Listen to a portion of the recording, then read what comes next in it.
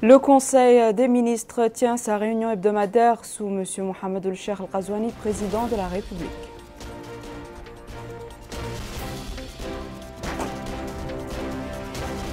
Le Premier ministre présente devant l'Assemblée nationale le bilan des activités du gouvernement pour 2020 et les perspectives pour 2021.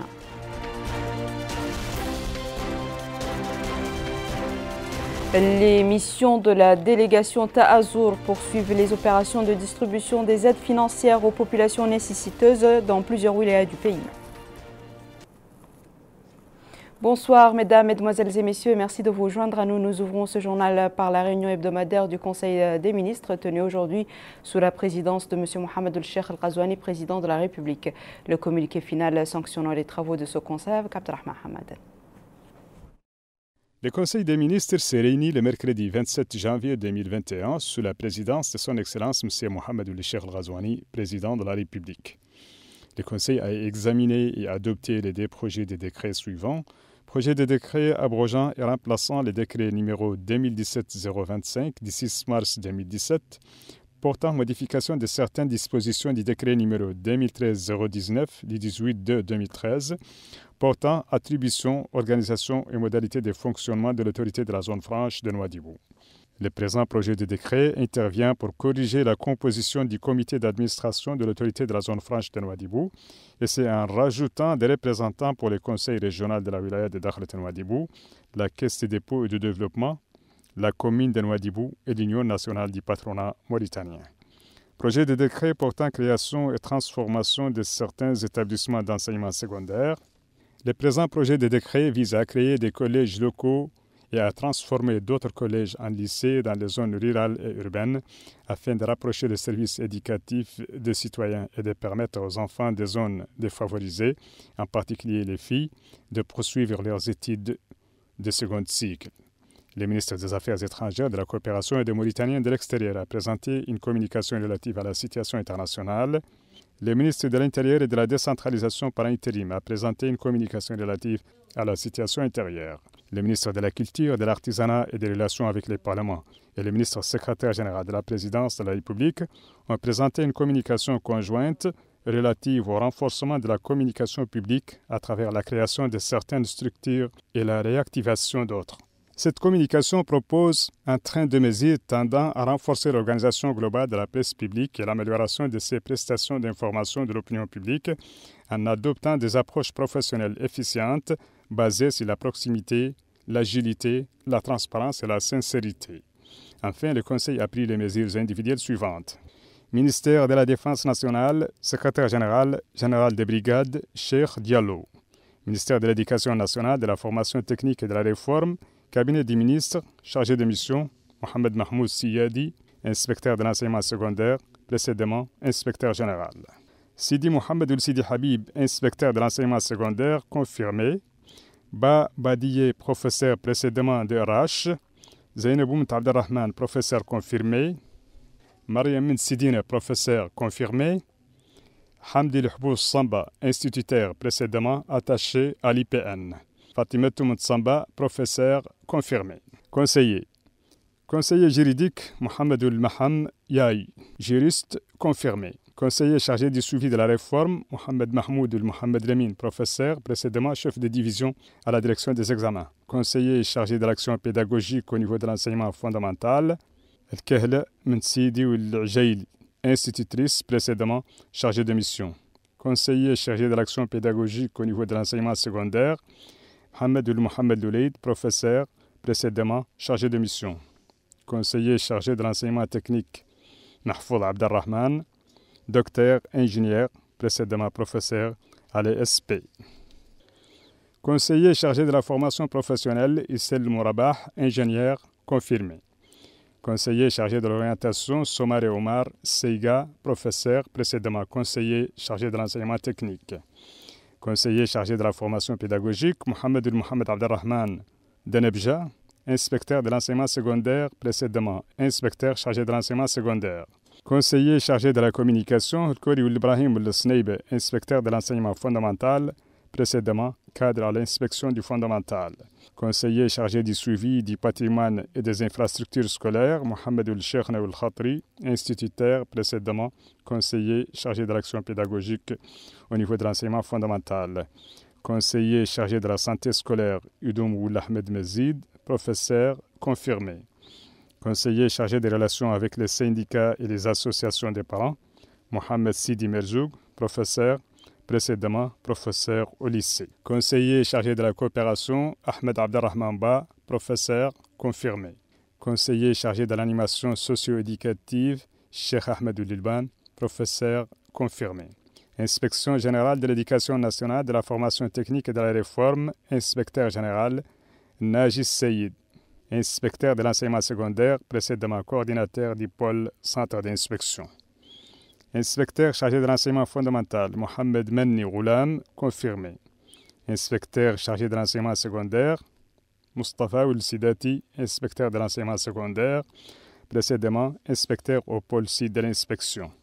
Inspecteur chargé de l'enseignement technique et de la formation professionnelle, Mohamed Mohamed Yahya, inspecteur d'enseignement technique, précédemment inspecteur à l'IGN.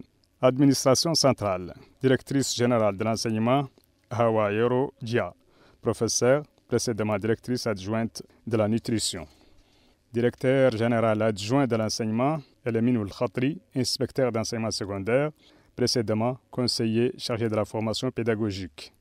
Directrice de l'enseignement fondamental, Safiya Mentbomba, inspectrice de l'enseignement fondamental, précédemment directrice de la personnalisation des parcours scolaires.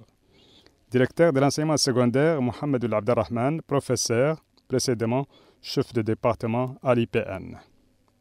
Directeur de la promotion de l'enseignement des sciences, Cheikh Sidi Mohamed Oul Ilyas, professeur, précédemment directeur du lycée d'excellence.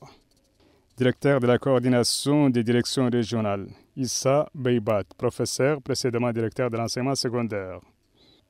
Direction générale de la formation technique et professionnelle, directeur général Sid Ahmed Ayou, professeur d'enseignement supérieur, précédemment directeur de la formation technique et professionnelle. Direction générale des ressources, directeur général Salikoul Jiddou, inspecteur de l'enseignement fondamental, précédemment inspecteur chargé du secteur agricole. Directeur général adjoint, Hassan Ngaïde, instituteur, précédemment conseiller chargé des relations avec le syndicat et les associations des parents d'élèves. Directeur des ressources humaines, Mohamed Oul Ahmed Oul Rajil, administrateur ressources humaines, précédemment directeur adjoint de la formation technique et professionnelle. Directrice du patrimoine et de la maintenance, Vali Najem, professeur confirmé. Direction générale de la réforme et de la prospective, directrice générale, Salamata Mentisher, professeur, précédemment directrice des stratégies de la planification et de la coopération. Directeur général adjoint, Mohamed El-Qadi El-Adel, professeur, précédemment conseiller chargé de l'action pédagogique au niveau de l'enseignement secondaire. Directeur de la réforme, Cheikh Sidi Mohamed ou Cheikh Sidi Ahmed, professeur, précédemment conseiller du directeur de l'IPN. Directeur adjoint de la réforme, Traoré Modi Samba, formateur des ZENI, précédemment formateur à l'ENI d'Ayoun. Établissement public, directeur de l'ENI de Nouakchott, Mohamed Lamine ou Mohamed Abdallahi Oulilban, formateur des ZENI, précédemment chargé de mission. Directeur de l'ENI d'Ayoun, Mohamed Boubakar Oul Khattari, inspecteur de l'enseignement secondaire, précédemment directeur de l'ENI de Nouakchott. Directeur adjoint de l'ENI d'Ayoun, Mohamed Lamine El Wali, inspecteur de l'enseignement fondamental, précédemment Dren du Gorgol. Directeur de l'ENI de Kaïdi, Brahim Oudeika, inspecteur de l'enseignement fondamental, précédemment directeur adjoint de l'enseignement fondamental. Directeur de l'ENI d'Agjujd, Cheikh El-Mehdi Oul Sidine, professeur, précédemment directeur adjoint de l'ENI d'Ayoun. Ministère des Pêches et de l'Économie maritime, garde-côte mauritanienne, commandant adjoint, capitaine de vaisseau, Cheikh Hanavi Lahmoud. Ministère des Affaires sociales, de l'enfance et de la famille, direction de l'informatique, directeur Moulay Ahmed Oul Mohand Ahmed, titulaire d'un 3e cycle en informatique. Et dans le point de presse hebdomadaire, le porte-parole du gouvernement, ministre de l'Enseignement supérieur, de la Recherche scientifique et des technologies de l'information et de la communication, M. Sidul Salim, et son homologue de la culture, de l'artisanat et des relations avec le Parlement, le Marabt al-Bannahi, se sont relayés à la tribune pour commenter les résultats du Conseil des ministres.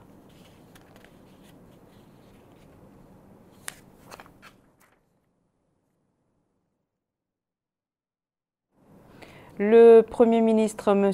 Mohamed Ould-Bilal, a présenté ce matin au cours d'une séance plénière à l'Assemblée nationale tenue sous la présidence de M. Cheikh Ould-Bilal le rapport annuel sur les activités du gouvernement pour l'année 2020 et les perspectives pour l'année 2021.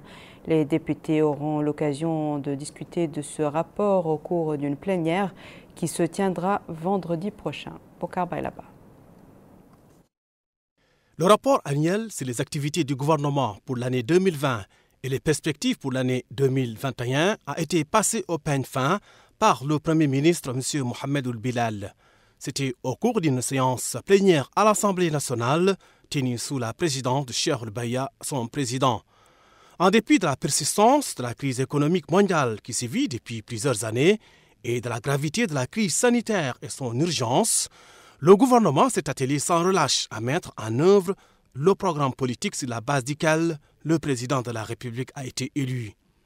Ainsi, le Premier ministre, M. Mohamed Ould-Bilal, a déclaré que l'action du gouvernement pour faire respecter les droits de l'homme a eu des résultats concrets dans plusieurs domaines.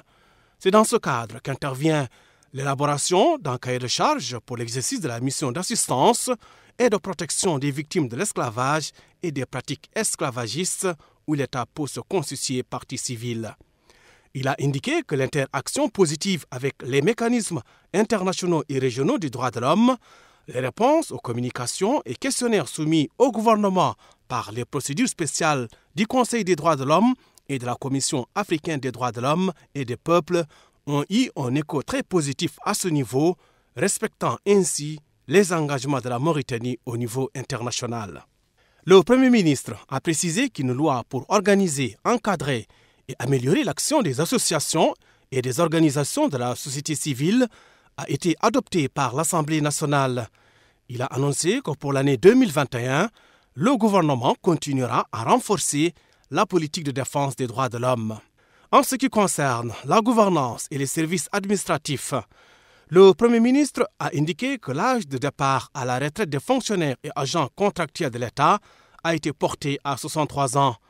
Cette mesure, a-t-il dit, vient d'être étendue au secteur privé à la suite des concertations tripartites organisées à cet effet par le gouvernement. Dans la même logique, les pensions de base versées aux fonctionnaires et agents retraités ont été majorées de 100% en exécution des mesures annoncées récemment par le président de la République. Il a précisé que le gouvernement a adopté dans le même cadre un nouveau décret portant composition et fonctionnement du Conseil national du dialogue social. Le Premier ministre a fait savoir que le processus de redynamisation de l'appareil administratif se poursuivra sur toute l'année 2021 par la mise en œuvre d'un plan de perfectionnement couvrant l'ensemble des agents de l'État au niveau de l'École nationale d'administration, de journalisme et de magistrature. S'agissant de la pandémie de Covid-19, le Premier ministre, M. Mohamed Ould-Bilal, a déclaré que les efforts du gouvernement se sont concentrés en 2020 sur l'atténuation de l'impact de la crise sanitaire sur les populations d'une part et la relance de l'économie d'autre part. Dès l'apparition de la pandémie dans le pays, un plan national multisectoriel de riposte destiné à atténuer les effets de la crise sur les ménages et les opérateurs économiques les plus touchés a été mis en œuvre. Dans le même temps, il a indiqué que les principales stratégies de développement du pays seront élaborées, adoptées ou révisées. Cela concernera le rapport national sur le développement humain, la politique nationale de population, la stratégie nationale de protection sociale et la stratégie nationale de lutte contre la corruption. S'agissant de la justice sociale, le Premier ministre a déclaré que l'action du gouvernement s'est focalisée sur la protection des groupes sociaux les plus vulnérables et le soutien du pouvoir d'achat des ménages pauvres. Il a rappelé que les pouvoirs publics ont déboursé plus d'1 milliard de nouvelles ouguiyas pour le compte de plus de 480 000 ménages pauvres à travers des opérations de transfert monétaire ciblées. En somme, le projet économique, social et sociétal ambitieux du gouvernement vise les grands objectifs suivants. Un État fort moderne et au service des citoyens, une économie résiliente et engagée sur le chemin de l'émergence, un capital humain valorisé au service du développement et une société fière de sa diversité.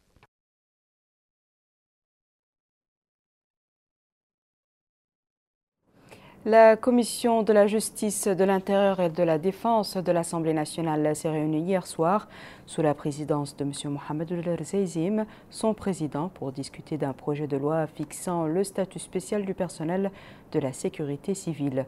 Au cours de la réunion, la commission a suivi un exposé présenté par le ministre de la Justice, M. Mohamed Mahmoud El-Cheikh Abdallah El-Boye, ministre de l'Intérieur et de la décentralisation par intérim, qui a souligné les dispositions fondamentales du projet de loi et mis en évidence les tâches et domaines d'intervention du personnel de la sécurité civile, ainsi que son rôle dans la protection des individus et des biens.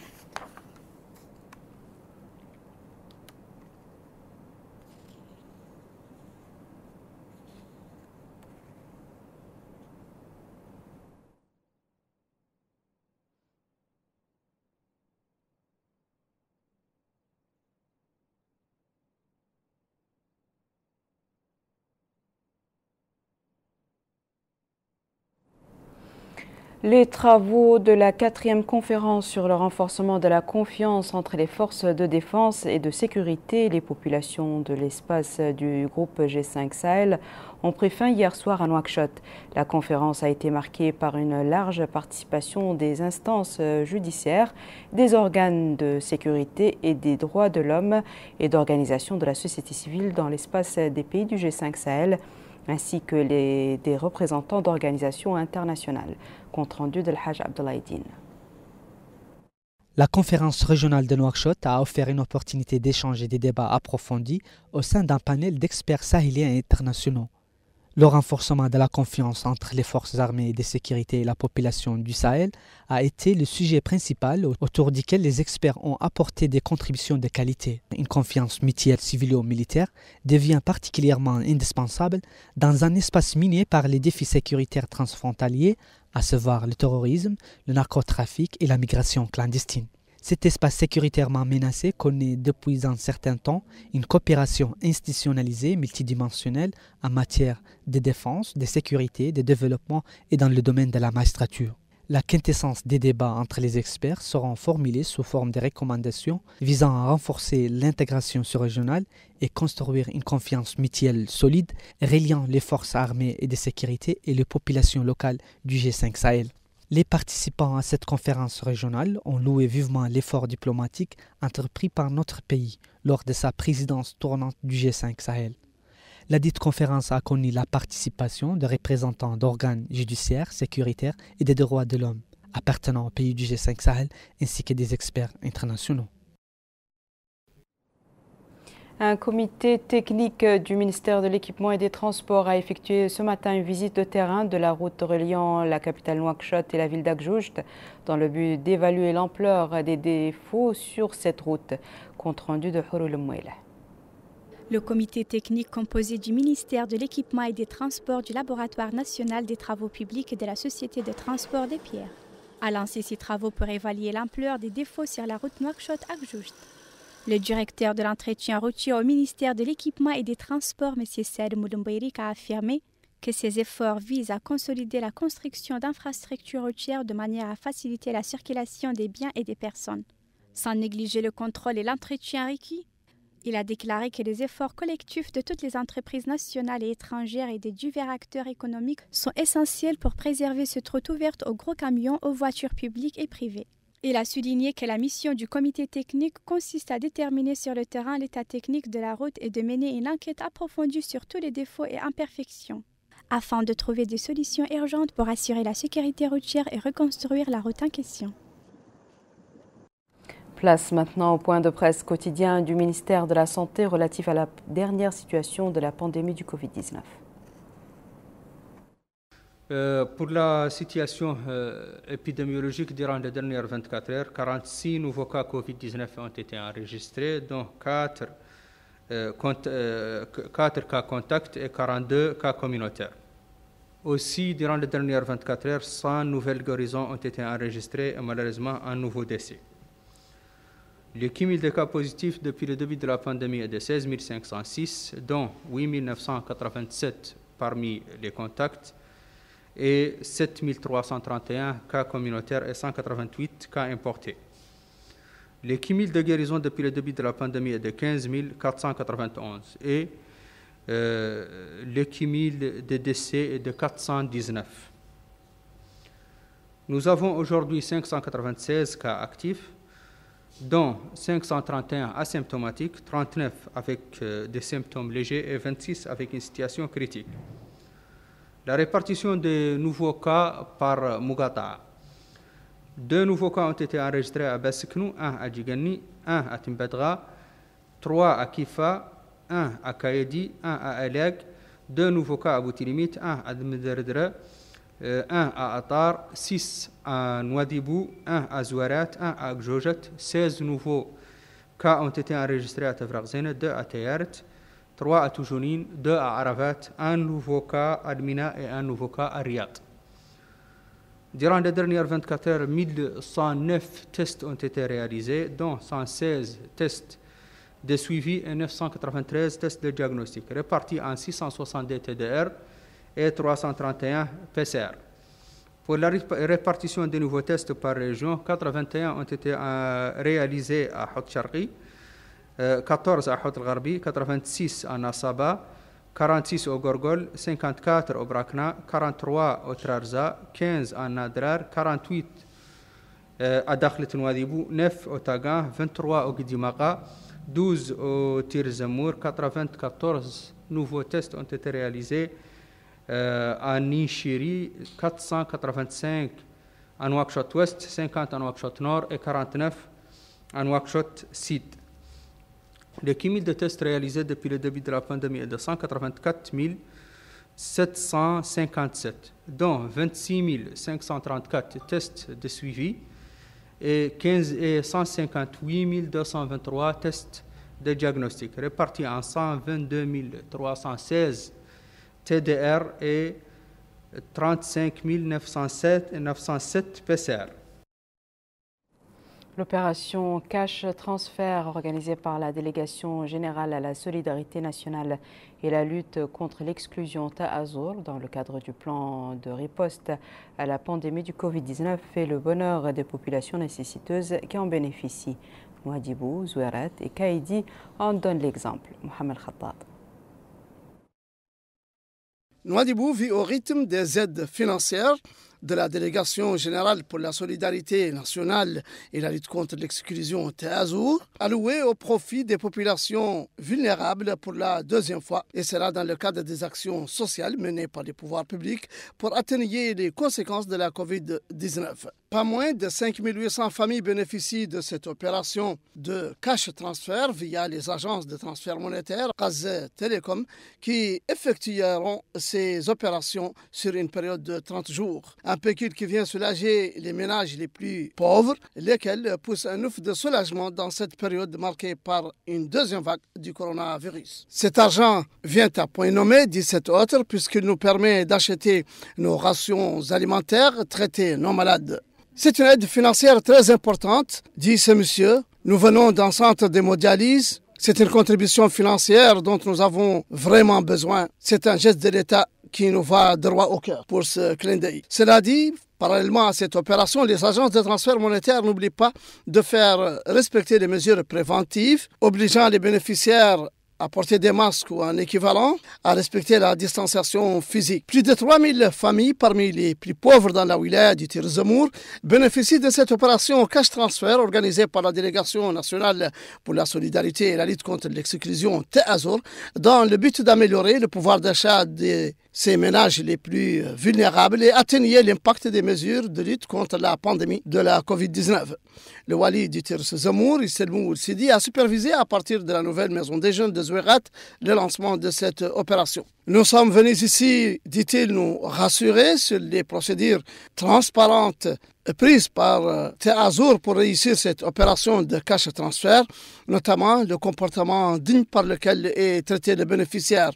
Nous félicitons Taazour pour les mesures prises pour faciliter l'opération au niveau du Tir Zamour. Ce que l'État a fait nous fait grand plaisir, dit cette femme. Nous avons vraiment besoin de cet argent et nous en remercions les pouvoirs publics. Je suis un père de famille pauvre et je remercie le pouvoir pour ce geste, dit ce monsieur. C'est dire combien cette opération de cash-transfert vient à point nommé, soulageant les populations et aidant grandement à atténuer les conséquences de la COVID-19. L'opération cash-transfert organisée par la Délégation générale à la solidarité nationale et à la lutte contre l'exclusion Taazour dans le cadre du plan de riposte à la crise de la COVID-19 initié par le gouvernement se poursuit dans les différents quartiers de Kayedi et autres muqata'a du Gorgol. L'opération se déroule dans des conditions qui prennent en compte les mesures préventives pour se prémunir contre le coronavirus d'une part et la précision et la rigueur nécessaires pour arriver aux bénéficiaires de ces aides financières. Selon le responsable de l'opération de distribution, Mohamed Talib Sidi, dès hier, dit-il, contact a été pris avec les chefs des quartiers pour avertir et disponibiliser les bénéficiaires qui doivent respecter strictement les mesures préventives de lutte contre la COVID-19.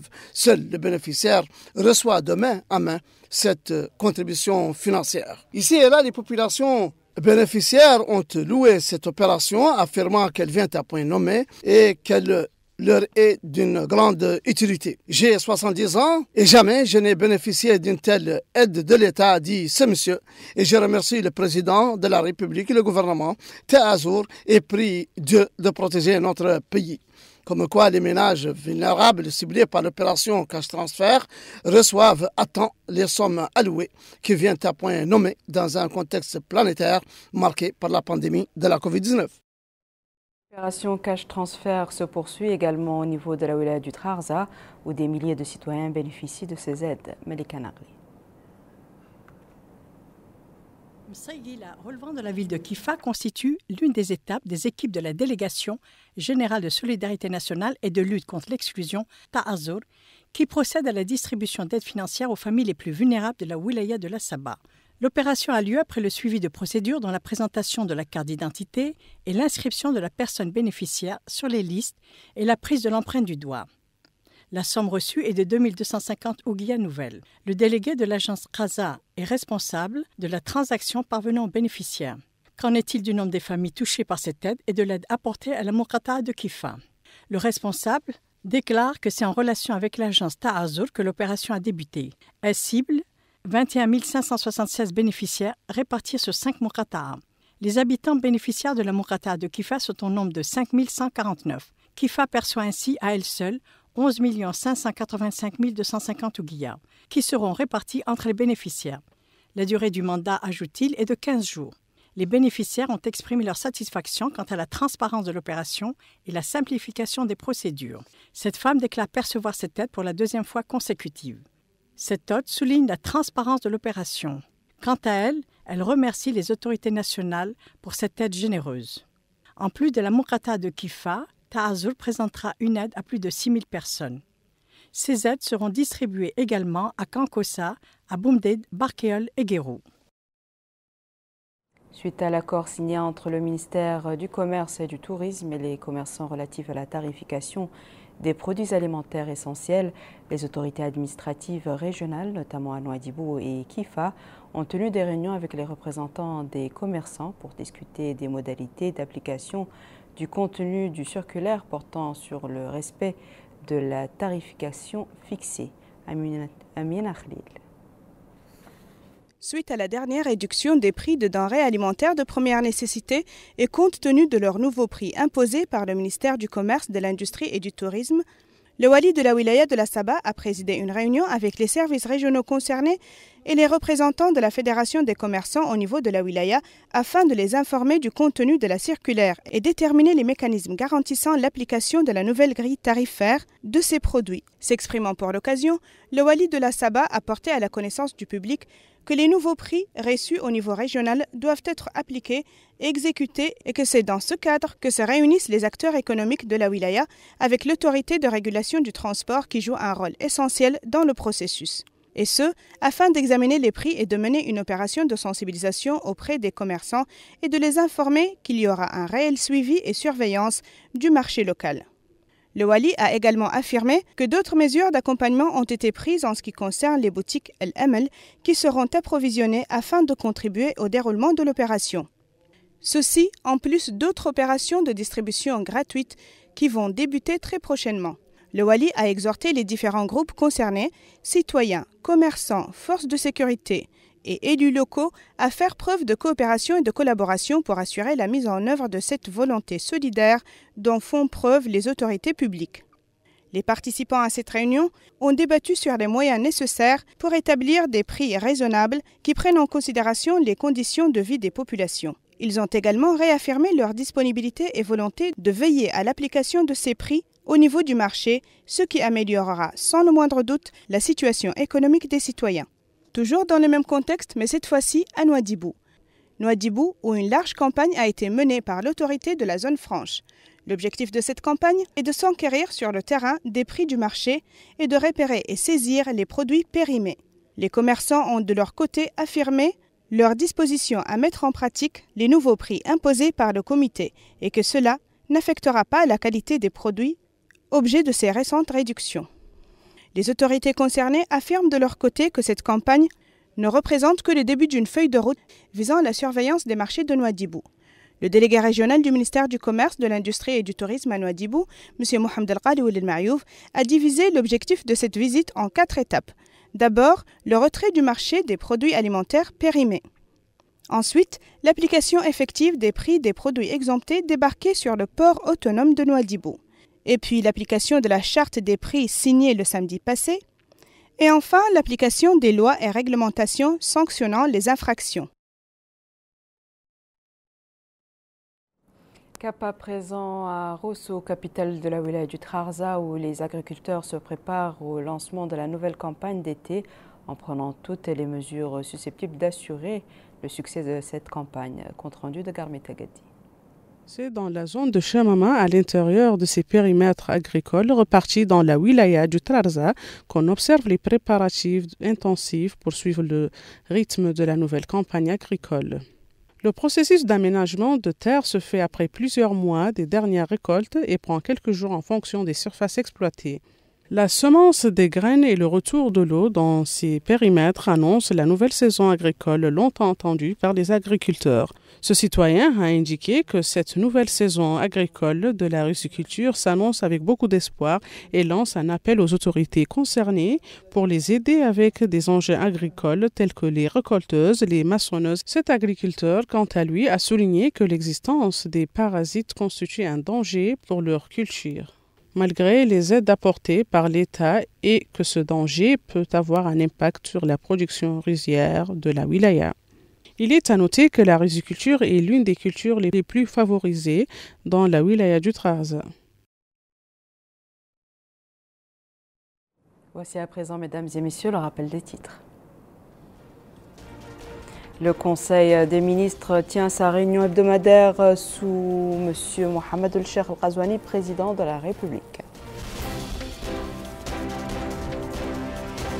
Le Premier ministre présente devant l'Assemblée nationale le bilan des activités du gouvernement pour 2020 et les perspectives pour 2021.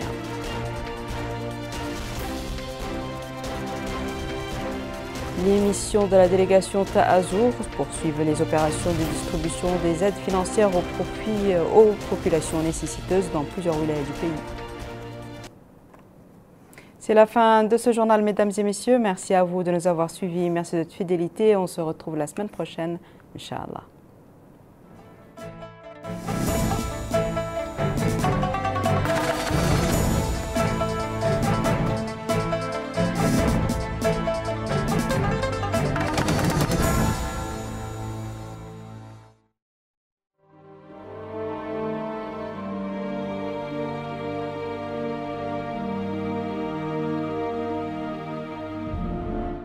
الرحمن الرحيم وصلى الله على نبيه الكريم.